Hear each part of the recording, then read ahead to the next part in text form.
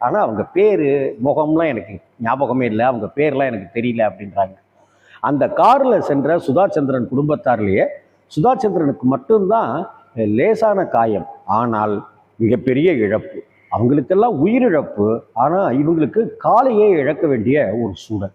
இப்படிப்பட்ட ஒரு சூழ்நிலையில் அவர் சமயபுரம் வரைக்கும் ஓடி போய் அந்த விளையாட்டு வீரர், அந்த 4 பேரில் காப்பாற்றுறதுக்கு அந்த விளையாட்டு வீரர் சமயபுரம் வரைக்கும் ஓடி போய் ஒரு ஆம்புலன்ஸை பிடிச்சி கூட்டிகிட்டு அவங்கள எல்லாத்தையும் ஆஸ்பத்திரிக்கு கொண்டு போய் சேர்த்ததாக எனக்கு ஞாபகம் இருக்குது. டாக்டர்கள்லாம் சொன்னாங்க, அந்த பையன் அந்த இளைஞர் ஓடி போய் சமயபுரம் வரைக்கும் ஓடி போய் கூட்டிகிட்டு வந்தாங்க, ஆம்புலன்ஸை கூப்பிட்டு வந்தாங்க அப்படின்னு சொல்லி.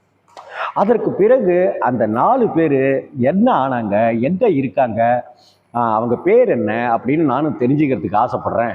ஆனால் அவங்க யார், எங்கே இருக்காங்க, என்னங்கிற விவரமே எனக்கு தெரியல.